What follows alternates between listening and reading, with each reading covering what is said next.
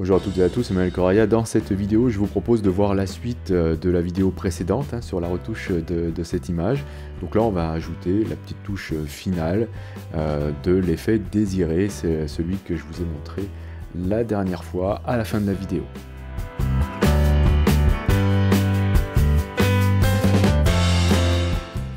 Bien, alors dans la première partie, nous nous étions arrêtés à ce stade-là. Alors si vous n'avez pas vu la première partie, je vous invite à le faire.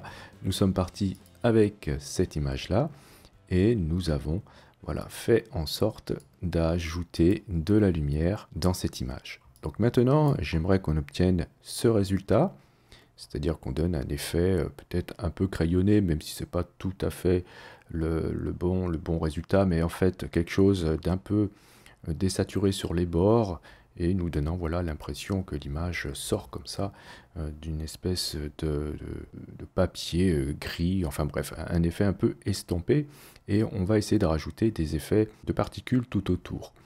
Alors je reviens à notre image, voilà, et ici on va dupliquer l'image deux fois. Alors on pourrait le faire avec des objets dynamiques, mais pour ne pas compliquer la chose, je préfère qu'on duplique la composite de l'image, et puisque nous avions vu ensemble la commande appliquer image, on peut le faire très rapidement. Alors on peut aussi le faire avec des raccourcis, mais on va continuer à utiliser la commande appliquer une image. Vous allez voir, dans ce cas, c'est très pratique.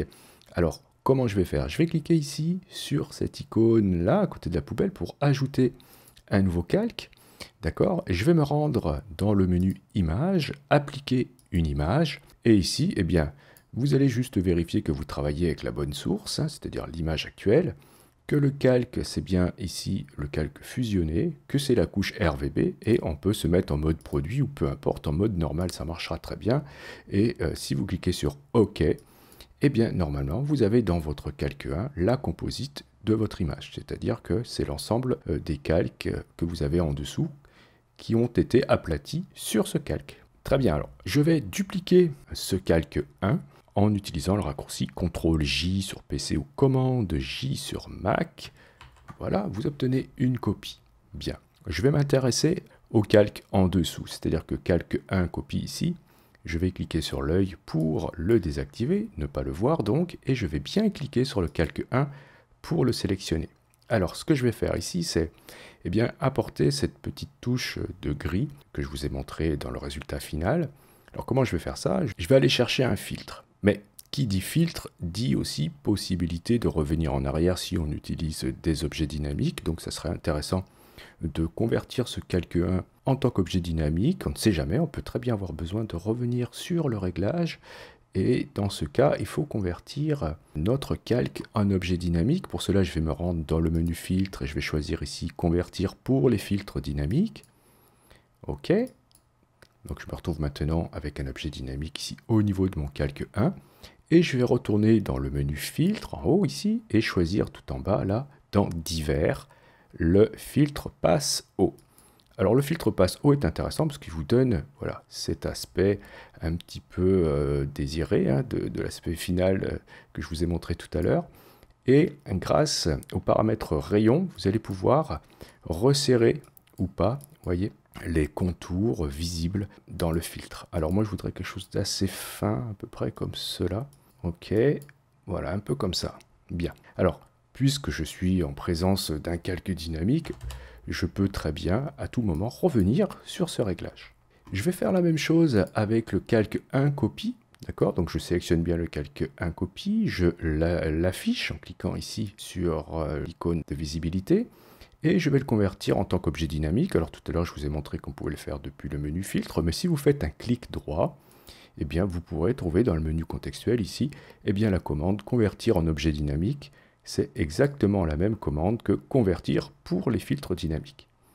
Je vais ensuite me rendre dans le menu filtre et aller chercher là-dedans galerie de filtres au-dessus ici.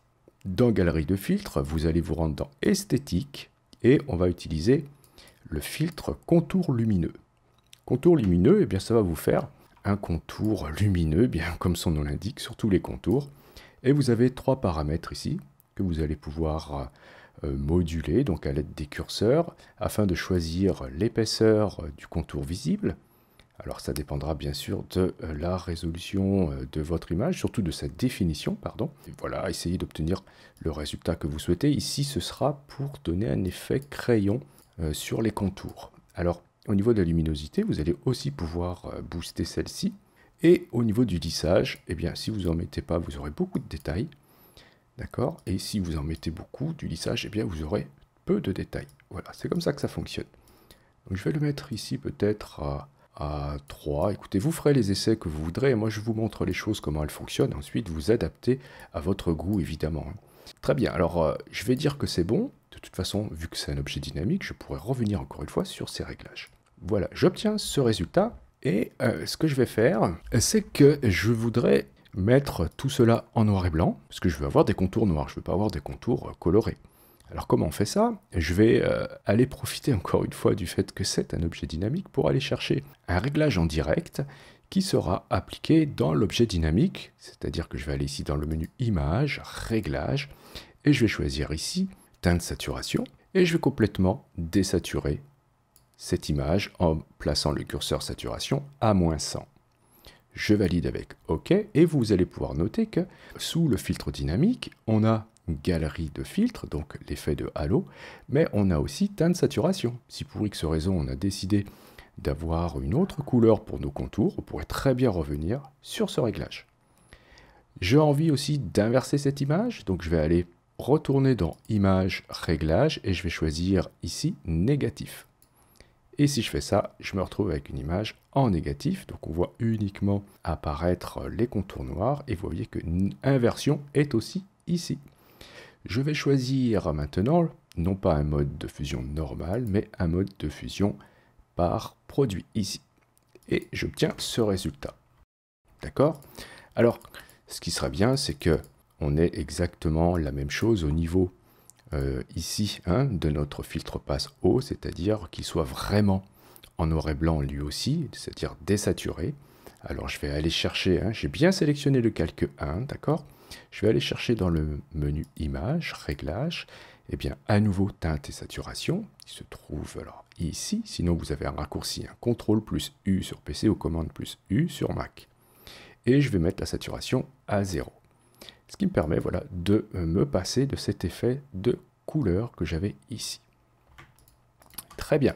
Alors bon, on a cet effet un peu crayonné qu'on va pouvoir moduler. Si vous souhaitez avoir plus de noir ou un trait plus épais, vous pourrez retourner dans Galerie de filtres ici, d'accord, et changer. Alors je l'ai fait, j'ai double-cliqué sur le filtre pour vous montrer, et augmenter par exemple l'épaisseur, réduire la luminosité, réduire le lissage, si vous en avez besoin, évidemment. Ce n'est pas forcément nécessaire si vous n'en avez pas besoin. Donc voilà, je vais faire peut-être un petit réglage un peu plus fort comme cela, et je valide avec OK, et regardez le résultat, hop, voilà, il a changé puisque j'ai un filtre dynamique. Donc je vais ajouter par-dessus un effet de matière. J'aimerais avoir un peu comme de la texture. Alors je vais aller chercher une image, qui est celle-ci, une image de papier, que je vais placer par-dessus et que je vais du coup adapter pour faire apparaître cet effet un peu de vieux papier. Alors cette image, bien sûr, je vous mettrai le lien dans la description. Je vais la faire glisser avec l'outil de déplacement directement sur l'onglet de mon image en cours. Voilà, je lâche pas le clic et je descends le curseur et vous aurez un petit plus qui va apparaître. Ok, donc je lâche le clic maintenant quand je vois le petit plus et j'ai mon image qui est ici. Bon, évidemment, vous voyez, elle n'a pas la bonne orientation. C'est pas grave du tout. Je vais aller dans le menu Édition, Transformation manuelle et je vais tourner à l'aide des poignées de transformation cette image. Si j'appuie sur majuscule, eh bien, je vais pouvoir magnétiser la rotation et facilement trouver l'angle de 90 degrés. Je peux ensuite adapter cette image à la forme si besoin, ce n'est pas une nécessité. Voilà, comme ceci à peu près, et je valide avec OK. Eh bien, cette image, j'aimerais qu'elle soit aussi en noir et blanc. Et je me dis qu'on ne sait jamais, peut-être qu'un jour j'aurai peut-être envie de la retrouver telle qu'elle est. Donc je vais appliquer un réglage noir et blanc avec un objet dynamique. Donc je vais faire, comme tout à l'heure, un clic droit sur mon calque 2. Et je vais choisir ici convertir en objet dynamique. Et maintenant vous savez faire pour désaturer une image avec un réglage en direct. Vous pourrez donc aller chercher dans Images, Réglages, et bien à nouveau teinte, saturation. Vous pourriez aussi utiliser vibrance et puis mettre toute la saturation à 0, par exemple. C'est tout à fait possible, enfin pas à 0 mais à moins 100. Eh bien tenez, je vais utiliser ça. On verra dans un autre cours que cette façon de faire, hein, de désaturer avec vibrance ou avec teinte et saturation, c'est déjà deux façons de faire différentes. Enfin, on obtient des résultats différents et si vous voulez passer une image en noir et blanc pour du portrait, par exemple, c'est pas forcément la bonne façon de faire. Mais ici, pour de la texture, ça, c'est pas très grave. Donc je valide avec OK et au lieu d'être en mode normal, je vais aller choisir le mode incrustation. Voilà, et j'obtiens ce résultat.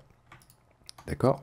Alors à tout moment, puisque nous sommes en présence d'un objet dynamique, on pourra aller chercher, par exemple, si vous trouvez que le papier n'est pas assez présent au niveau du contraste ou de la netteté, vous pourrez aller chercher un filtre dans le menu filtre, par exemple renforcement, accentuation, et si vous boostez le grain, voilà, vous allez voir que voilà, vous allez obtenir un grain, vous voyez la différence. Voilà, vous pourrez, comme ceci, augmenter le contraste du grain juste avec une accentuation. D'accord? Donc je valide avec OK et je vais maintenant, regardez bien, sélectionner tous les calques que nous venons d'ajouter, c'est-à-dire le calque de la texture, le calque du contour noir et blanc et le calque gris. Je le groupe avec CTRL-G, ok, hop, et je vais ajouter ici le nom, peut-être texture, voilà, pour qu'on sache de quoi est fait ce groupe. Et je vais lui ajouter un masque de fusion, ici, en cliquant sur cette icône-là, très bien. Et dans ce masque, eh bien, je vais peindre en noir pour faire apparaître progressivement eh bien, l'image du dessous. Alors prenez un pinceau avec des bords un peu adoucis si vous voulez et utilisez ici un flux faible et une opacité faible si vous voulez aussi pour progressivement faire apparaître ce que vous souhaitez, voilà, avec votre pinceau.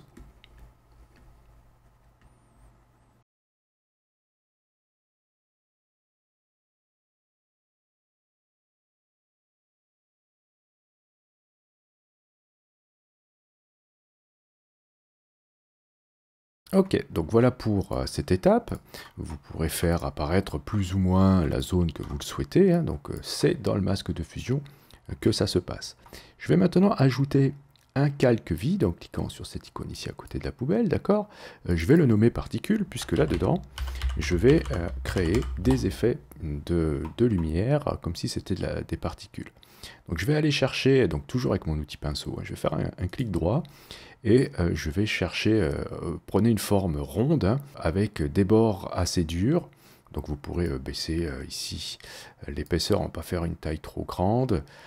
Je vais essayer avec, alors peut-être avec 20, aux alentours de 20, donc ici j'ai 24, mais c'est pas bien grave. Je vais mettre la dureté aux alentours de 80%, pour avoir quelque chose d'assez dur. Donc si je peins, j'obtiens ce genre d'effet. Je vais remettre le flux à 100% et l'opacité aussi à 100, ce qui me permet de faire voilà, un trait comme ça. Ok, je vais ensuite aller chercher en cliquant ici sur cette icône, là, vous voyez dans la barre des options, eh bien, le panneau paramètres de forme. Vous pouvez aussi le chercher dans le menu fenêtre si vous voulez. Et là-dedans, on va faire des petites modifications au niveau de la dynamique de la forme. Donc je vais cliquer ici sur dynamique de la forme et je vais dire que la forme, au niveau de sa taille, il y a une variation qui va s'opérer, donc à 100%, d'accord, et on va dire qu'il y aura aussi une diffusion importante. Alors je vais mettre une diffusion peut-être au maximum à 1000%, on va bien voir ce que ça nous donne. Je vais peut-être décocher transfert pour l'instant, donc transfert ça nous permettra de faire varier l'opacité de notre trait progressivement. Donc ici, je vais le décocher pour l'instant, on verra tout à l'heure. Et regardez, si je fais un test, j'obtiens ça, déjà. Donc c'est pas tout à fait ce que je souhaite. Pour avoir une diffusion un peu plus importante, je vais cliquer sur forme de la pointe, ici. Et je vais augmenter le pas. Donc le pas, il est ici.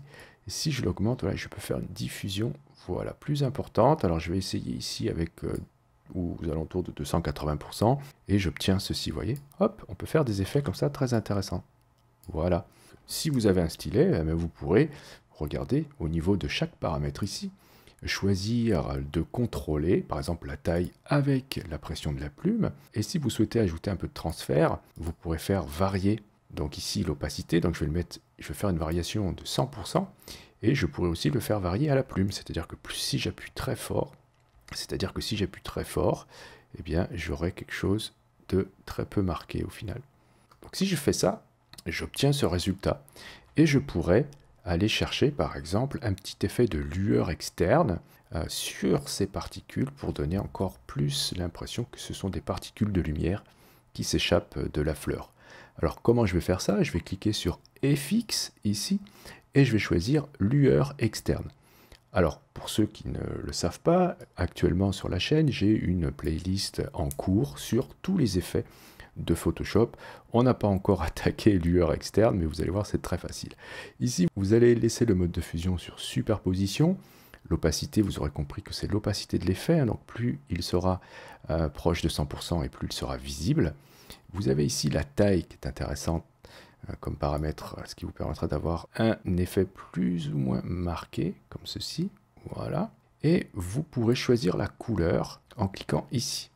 Donc, dans la première partie, j'avais choisi comme couleur un cyan pur, c'est-à-dire ici 180% avec, donc en T hein, pour TSL, le S ici bien sûr à 100% aussi, et la luminosité à 100 aussi, ce qui me donne cet effet.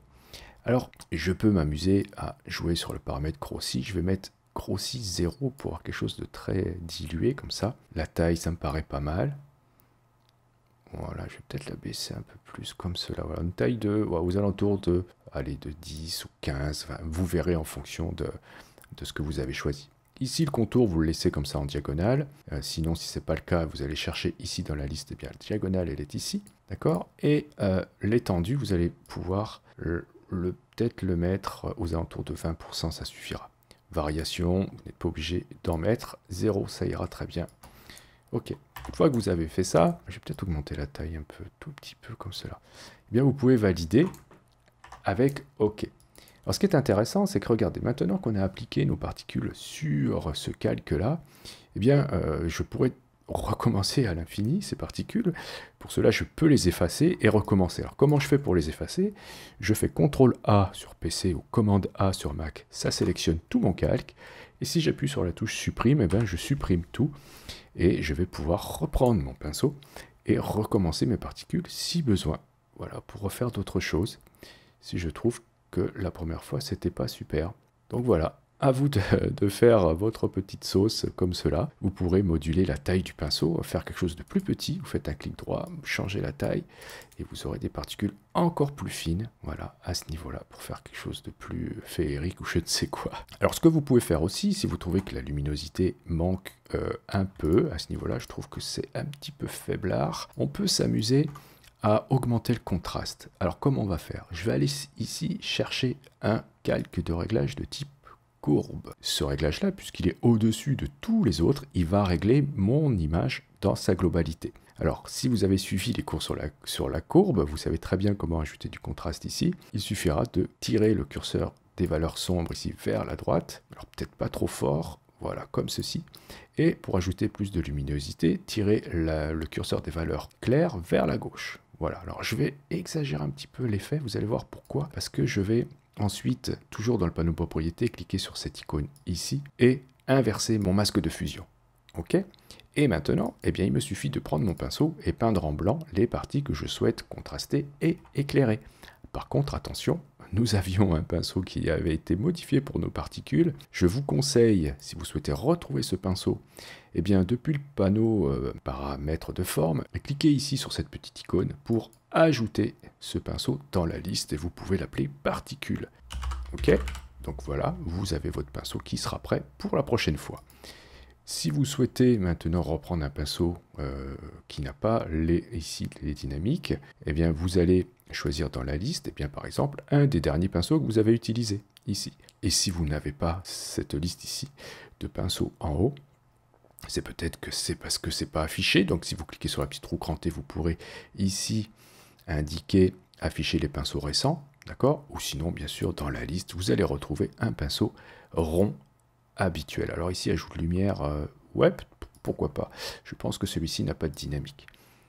Donc je vais augmenter sa taille et je vais, voilà, peindre en blanc, hein, puisqu'ici j'ai inversé le masque. Les parties que je souhaite faire apparaître doucement, alors peut-être avec une faible opacité, un faible flux, et puis tout ça avec un stylet, ça sera très bien. Ou bien sûr, si vous n'en avez pas, à la souris, gentiment, comme ça, vous faites apparaître un petit peu de lumière. Donc on peut voir tout de suite, hein, avant, après, déjà. Donc c'est très subtil, allez-y tranquillou. Mais c'est ça qui va faire que à certains endroits, vous avez un contraste fort et c'est ça qui va attirer le regard dans votre image. Et voilà, donc j'accentue un peu les yeux au niveau des cheveux ici. Voilà, au niveau des ombres que je souhaite voir un peu plus foncé, etc., etc., afin de donner un petit peu plus de contraste localement. Donc évidemment, hein, on pourrait encore faire plein d'autres choses, aller dans Camera Raw pour ajouter d'autres petits effets par-ci par-là.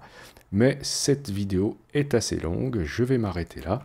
Et j'espère que vous aurez compris le principe et j'espère que cela vous aura bien amusé. Je vous remercie d'avoir suivi cette vidéo. Si vous avez des questions, n'hésitez pas à le faire dans les commentaires. Si vous avez aimé, vous pouvez cliquer sur j'aime, c'est très utile pour le référencement de la chaîne. Si vous souhaitez soutenir cette chaîne encore un peu plus, vous pourrez cliquer sur le lien Utip présent dans la description de cette vidéo. Si vous n'êtes pas encore abonné, vous pouvez cliquer sur abonnez-vous. N'oubliez pas la petite clochette pour être averti des prochains cours ou des prochains tutos. Et justement, on se dit à la prochaine pour un autre cours ou pour un autre tuto.